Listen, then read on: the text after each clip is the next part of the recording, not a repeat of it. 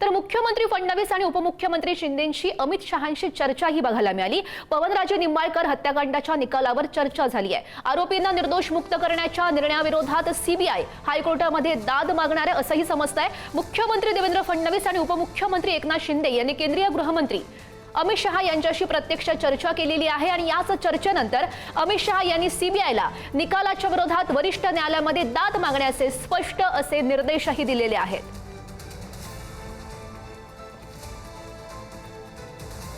याविषयी अधिकची माहिती जाणून घेऊयात। आमचे प्रतिनिधी शेखर पाटील आपल्या सोबत आहेत। शेखर, बरोबर आहे। या संदर्भातला निकाल जेव्हा समोर आला त्यानंतर तात्काळ ही माहिती घ्यायची मुख्यमंत्री देवेंद्र फडणवीस आणि उपमुख्यमंत्री एकनाथ शिंदे यांच्यापर्यंत गेली आणि या संदर्भातली माहिती त्यांनी तात्काळ गृहमंत्री अमित शहा यांच्या सोबत आज कोल्हापूरमध्ये ते आहेत त्यांना याच्या संदर्भातली माहिती दिली। अशी माहिती आपल्याला मिळालेली आहे आणि त्यांनी या संदर्भातला आदेश देत असताना किंवा माहिती देत असताना या संदर्भात वरिष्ठ न्यायालयामध्ये तात्काळ दाद मागा असे निर्देश जे आहेत ते अमित शहांनी दिलेले आहेत। अर्थातच सीबीआयला हे सगळे निर्देश दिलेले आहेत।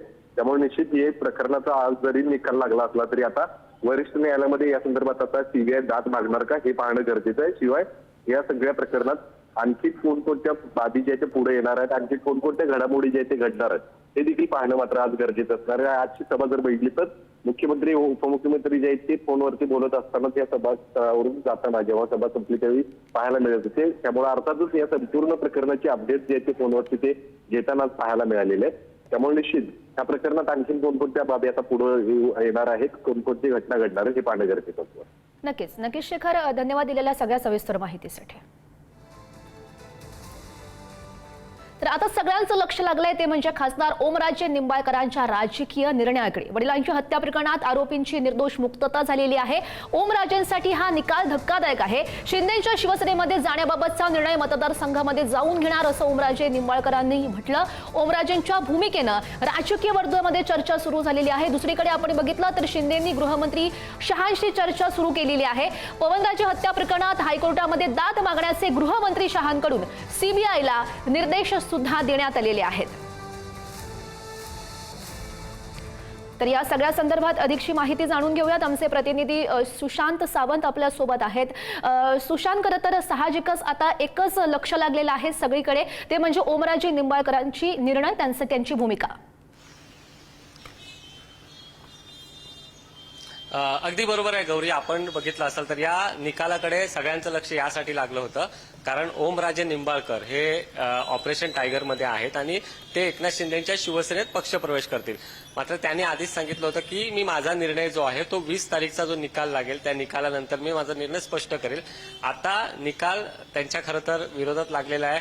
अर्थात 20 वर्षाचा संघर्ष होता, अपेक्षा होती की त्यांच्या बाजूने निकाल लागेल। मात्र पद्मसिंह पाटील आणि इतर जे आरोपी आहेत, 9 आरोपी होते, त्यांची निर्दोष मुक्तता जी आहे ती या संपूर्ण प्रकरणात झालेली आहे। अर्थात आता हा निकाल लागल्यानंतर राज्याचे उपमुख्यमंत्री आणि शिवसेनेचे प्रमुख एकनाथ शिंदे यांनी अमित शहा, केंद्रीय गृहमंत्री अमित शहा यांच्याशी त्यांनी फोनवर चर्चा केली आणि अमित शहा यांनी देखील आता निर्देश दिलेले आहेत।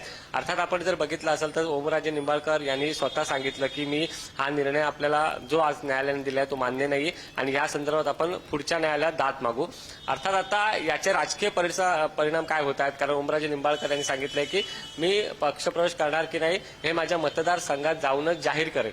जर आता निकाल त्यांच्या विरोधात लागलाय तर ते त्यांचा निर्णय बदलतायत का की एकनाथ शिंदेच्या शिवसेनेमध्ये येत आहेत हे बघणं महत्त्वाचं ठरणार आहे। मात्र गौरी, अर्थात मी मगाशी म्हटल्याप्रमाणे जे कोर्टाने वाचन केलेलं आहे, निकालाचं वाचन जजनी केलेलं आहे, त्या वाचनात एकच सातत्याने दिसलं की जो माफीचा साक्षीदार होता त्या माफीच्या साक्षीदारानं कशा पद्धतीने त्याची साक्ष जी आहे ती 3-3 वेळा बदलली आणि याचा संपूर्ण परिणाम जो आहे तो या केसवर झाला। ही केस जी आहे ती वीक झाली आणि पद्मसिंह पाटील यांच्या बाजूने याचा निकाल लागलेला आहे। अर्थात आता ओमराजे निंबाळकर ज्यावेळी निकाल वाचन सुरू होतं, अर्ध वाचन झालं निकालाचं, त्याचवेळी ओमराजे निंबाळकर हे बाहेर आले आणि ते निघून गेलेले आहेत। अर्थात सुरुवातीपासूनच म्हणणं होतं ज्याचं की यामध्ये कशा कोणत्या त्रुटी आहेत, कारण जे माफीच्या साक्षीदाराने जबाबात म्हटलंय त्याचे कुठेही ठोस पुरावे जे आहेत ते मिळालेले आहेत। त्यामुळे अर्थातच आरोपी जे आहेत त्या आरोपींची निर्दोष मुक्तता या संपूर्ण प्रकरणातून झालेली आहे। आता याचे राजकीय पडसाद काय उमटतायत, ओमराजे निंबाळकर आता काय निर्णय बदलतायत का, हे बघणं तितकंच महत्वाचं ठरणार आहे।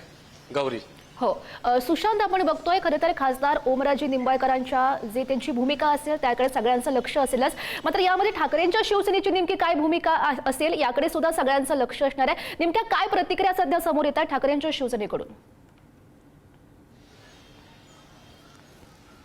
आपण जर बघितलं असाल तर खरं तर कालपासूनच संजय राऊत असतील किंवा ठाकरे असतील आक्रमक होते, कारण ज्या पद्धतीने राज्यात ऑपरेशन टायगर सुरू आहे आणि या ऑपरेशन टायगरमध्ये जे 6 खासदार आहेत त्यापैकी एक खासदार आहेत ओमराजे निंबाळकर आणि अर्थातच याच निकालाकडे एकनाथ शिंदेंचं लक्ष होतं, उद्धव ठाकरेंच्या शिवसेनेचं उद्धव ठाकरेंचं लक्ष होतं आणि तो निकाल जो आहे तो ओमराजे निंबाळकर यांच्या बाजूने लागलेला नाही।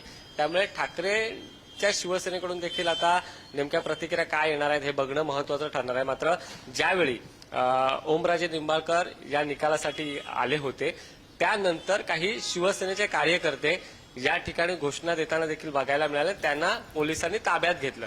त्यामुळे कुठेतरी अर्थातच ओमराजे निंबाळकर जो निर्णय घेत आहेत भविष्यात म्हणजे त्याने अजून घेतलेला नाही आणि त्यांनी स्पष्ट भूमिका देखील स्पष्ट केली नाही, त्यामुळे उद्धव ठाकरेंच्या शिवसेनेत देखील त्यांच्याबद्दल नाराजी आहे।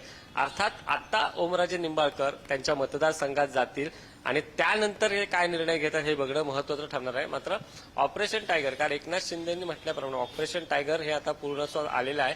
अर्थात त्या निकालाकडे सगळ्यांचं लक्ष लागलं होतं। निकाल आता ओमराजेंच्या बाजूने जरी लागलेला नसला तरी एकनाथ शिंदे अर्थात ओमराजेंशी आता काय बोलतायत हे बघणं महत्वाचं ठरणार आहे, कारण या निकालावरच त्यांचा पक्षप्रवेश जो आहे तो अवलंबून होता असं म्हटलं जात होतं। मात्र आता निकालच त्यांच्या विरोधात लागलेला आहे। पद्मसिंह पाटलांविरोधात जो गेली अनेक वर्ष त्यांचा राजकीय संघर्ष होता, कारण ज्यावेळी निकालाचं वाचन करण्यात आलं त्यावेळी देखील असंच सांगण्यात आलं वाचनात की हा एक राजकीय संघर्षातून जी आहे ती ही हत्या झालेली आहे।